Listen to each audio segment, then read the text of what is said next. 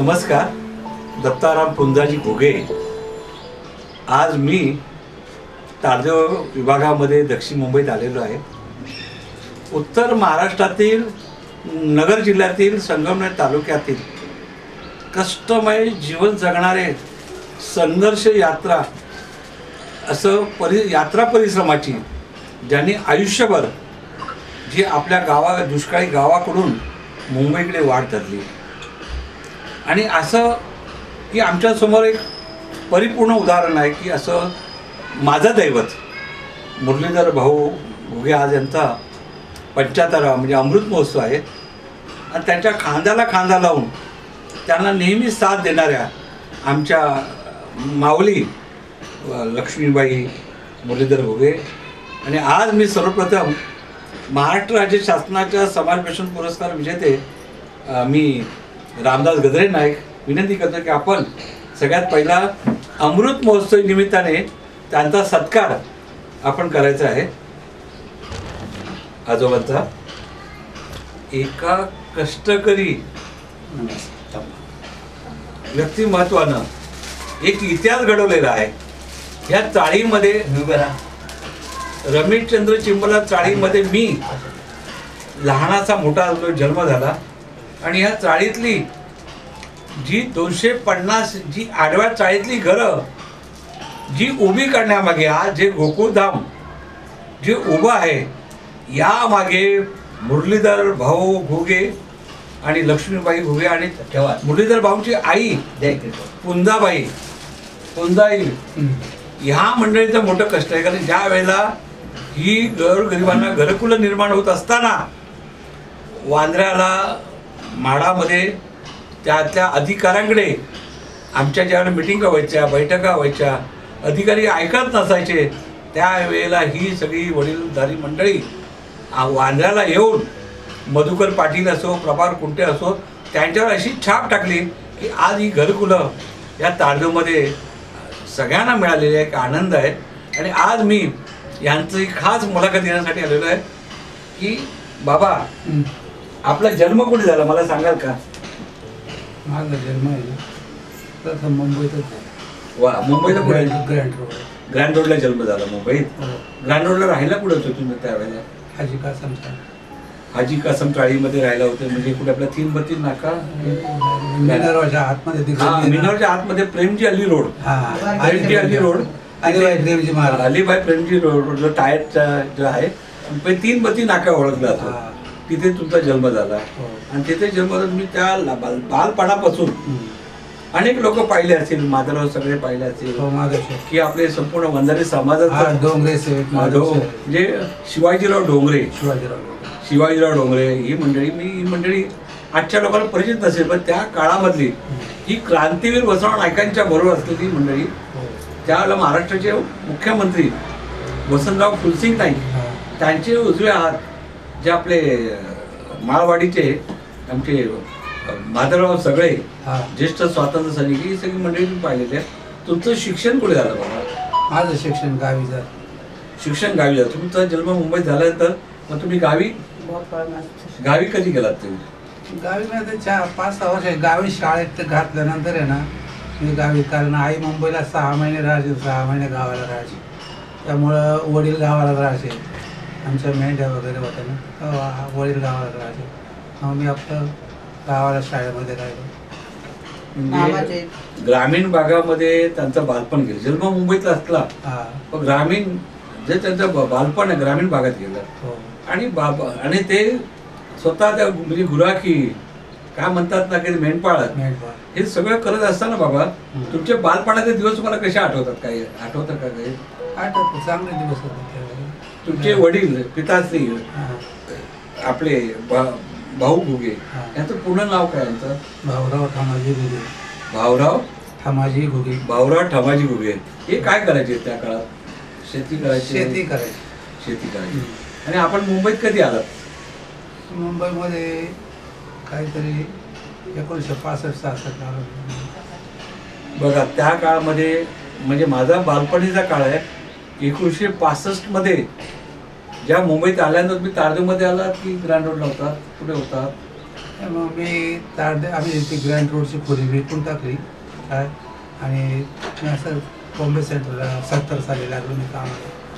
1970 October महिन्यात मुंबई सेंट्रलला साहेबांनी जे आपलं सेंटर म्हणजे रेल्वे बाहेर गावच्या जाणाऱ्या गाड्या तिथे सुद्धा त्यांनी हमालकी करत असताना त्यांच्याकडे सहकार म्हणजे हमालांना जे केलेला तो मोबदला तो एकत्र साठून समान वाटणी. म्हणजे त्या काळात सहकार हा तुमच्याकडे तो आला का?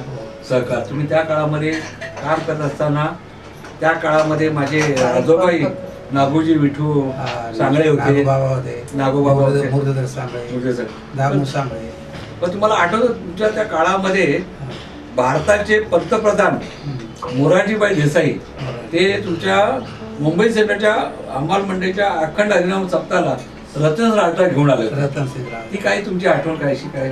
आले होते ते घोडा गाडीमध्ये बसून आले. बघा देशाचे पंतप्रधान मुंबई सेंट्रलच्या अंबाल मंडळींना आशीर्वाद देण्यासाठी त्यांच्याबरोबर करण्यासाठी त्यावेळी खासदार रतनसिंह राजदा त्यांच्यावर आहे. पण 1965 मध्ये तारदेव म्हटलं की आम्ही आता तारदेव सुधारलेला आहे.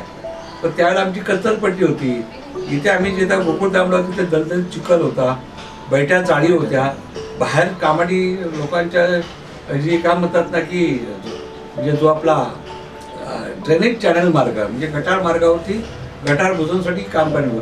अशा याच्यामध्ये तुम्ही तुमच्या जीवनाची यात्रा म्हणजे काम सुरू केलं. मग तुम्ही काम करत असताना हमालगी केल्यानंतर तुम्ही फेरीवाले म्हणून कधी झाला? फेरीचा व्यवसाय केला का तुम्ही? फेरीचा व्यवसाय नाही.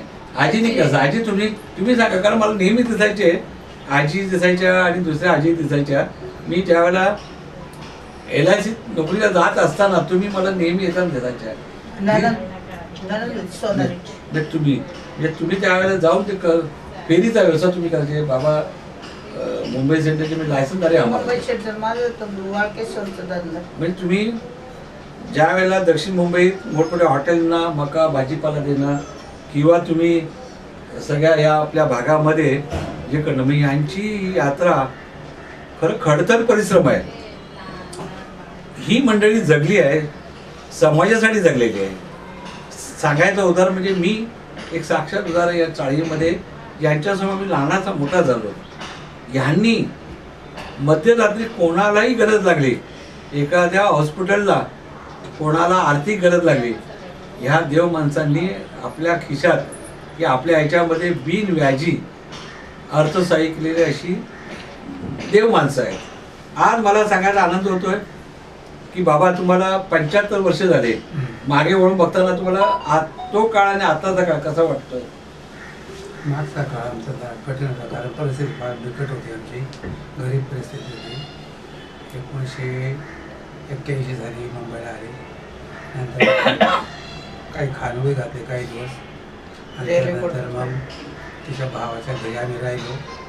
नंतर मग ते पार्टी उचलली, धंदा चालू केला आणि हळूहळू मग फेब्रुवारी 1984 जानेवारी 11 जानेवारी 1984 साली ही पुढे आम्ही आमच्या ताब्यात घेतली. 1980 ते 84 हा त्यांचा खडतर काळ होता. म्हणजे आजच्या पिढीला कळलं पाहिजे, कारण का यांनी खडतर काळात सुद्धा न डबकता त्यांनी आपल्या मुलांसाठी जे काही करायला पाहिजे त्यासाठी यांनी आपले काय म्हणतात ना की आपल्या चपला झिजवल्या. त्यांनी किती मुंबईत फिरून रक्ताचं पाणी करून मुलांसाठी हे सगळं उभं केलं गेलं. आज हे सगळं उभं राहताना आज आम्हाला आनंद आहे की तुमच्या मुलांबरोबर तुमच्या नातवंडांनी सुद्धा खूप चांगली नावं कमवलेली आहेत. आज जर पाहिलं तर आमच्या इलेक्ट्रॉनिक मीडिया, प्रिंट मीडियामध्ये गायत्रीने खूप नाव झालेलं आहे. नातवानी खूप केलेलं आहे. आता तुमचे नातू काय काय करत आहेत? नात तर आम्हाला अख्ख्या भारताला माहिती आहे, पण नातू तशी जातात कामाला. आता कामाला जायला लागले. 1 वर्षापासून मोठा नातू जातोय कामावरती आणि लहान नातू आता 2 महिन्यापासून जातो. एक बघा, नातवंडांना घडवणारी म्हणजे 3 पिढ्या घडवणारी अशी संस्कारी माणसं खूप दुर्मिळ आहे.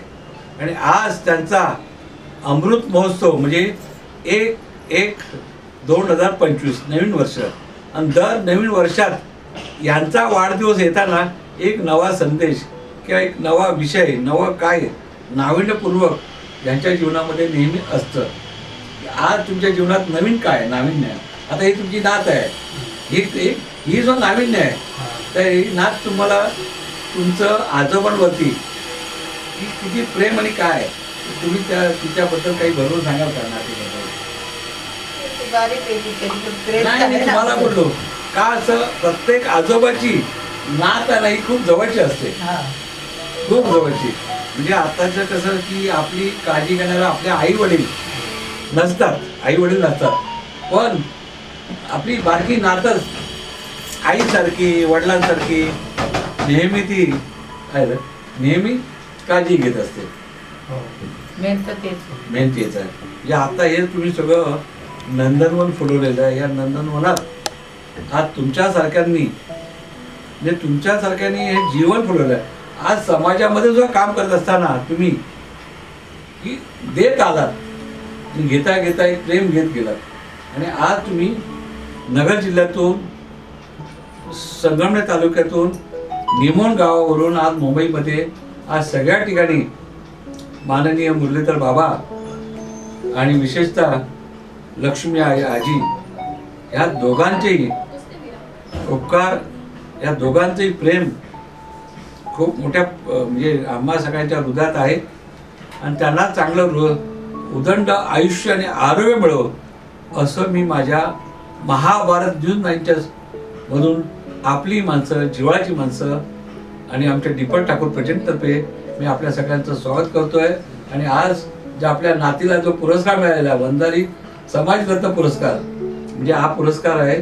या पुरस्कारामध्ये आम्ही त्या कार्यक्रमामध्ये होतो त्यावेळेला डोंगरे वसतिगृह म्हणजे वसंतराव नाईक शिक्षण संस्था संकुलनामध्ये जिल्ह्याचे तालुक्याचे अनेक मान्यवर मंडळी होते आणि त्या मान्यवर मंडळींनी क्रांतीवीर वसंतराव नाईक क्रांती सेना हा पुरस्कार देऊन ते त्यांना जीवघेणीत केलेला आहे. आणि आजही तुमच्यासारखा जो विठ्ठल आणि रुक्माई तुम्ही आमच्याही दैसरमध्ये आम्ही तुम्हाला विठ्ठल रुक्मिणी देऊन सन्मानित केलं गेलं. आम्ही खरं तुमच्या शतशः ऋणी आहोत आणि तुमच्यासारखी तीर्थरूप माणसं आयुष्यभर आनंदात सुख समृद्धीत राहो आणि तुम्हाला उदंड आयुष्य आरोग्य मिळो अशी मी कुलचरणी खंडोबाकडे माझ्या देवाकडे निमणच्या जगदंबा आईकडे आणि मुंबादेवी महालक्ष्मीकडे प्रार्थना करतो. आणि आपण सदैव असं राहावं ही विनंती आज मला एवढ्या मोठ्या उत्तुंग व्यक्ती हिमालयाच्या व्यक्ती एवढं मुरलीधर भाऊ घुगे लक्ष्मी आई मुरलीधर घुगे यांच्या मुलाखतीचा एक मला संधी मिळाली. मी सदैव ऋणी आहोत. नमस्कार. पुन्हा भेटूया आपल्या चॅनलवर जिव्हाळ्याची माणसं आपली माणसं दीपक ठाकूर प्रेझेंट दत्ताराम.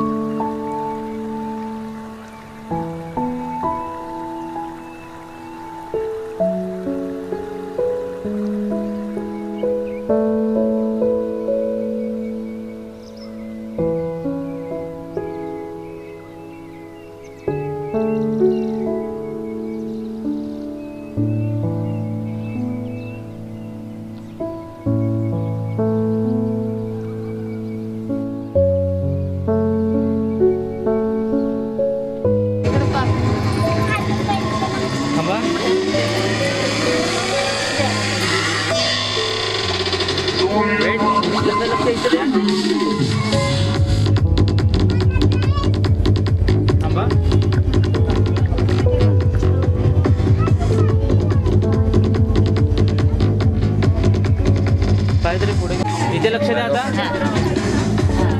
लक्ष येते समोर.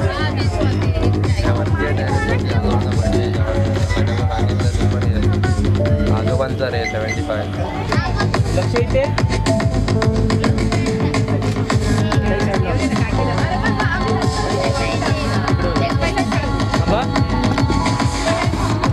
सगळ्यांचं लक्ष येते द्या.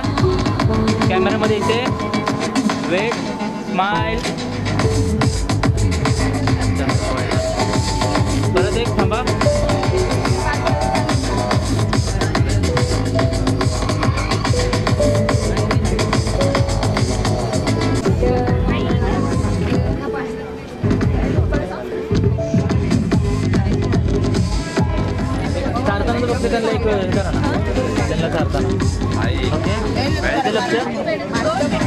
काही ताट बाजूला घे.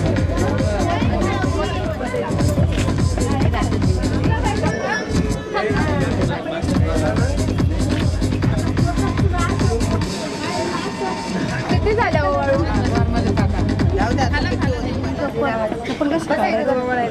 अजून एक घे.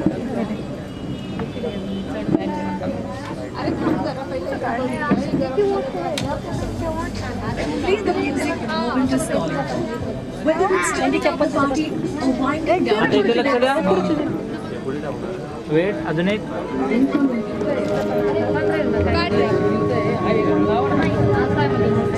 ओके.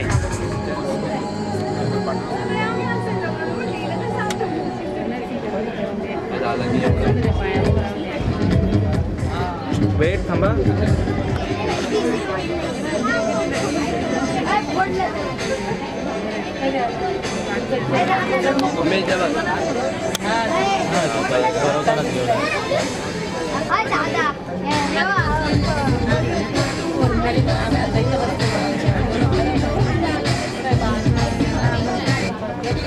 पेढा बरोबर ना त्याचा. पेढा बरोबर नाही का आता.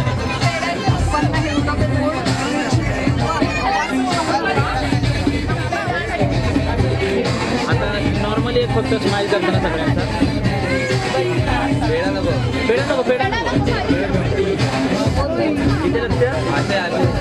Weight smile. आजी इथे बघा.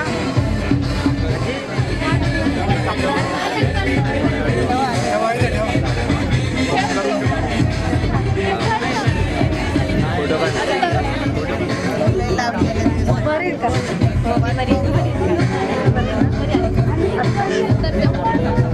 समोर लक्ष.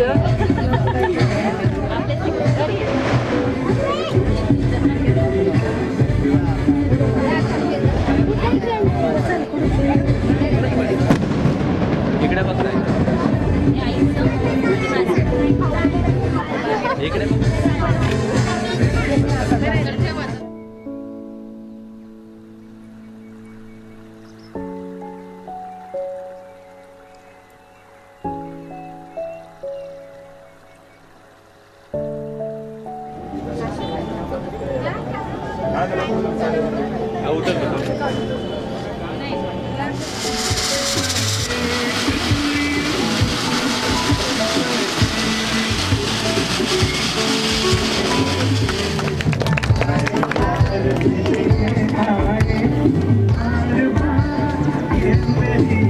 समोर लक्ष. ओके आता तुम्ही त्याला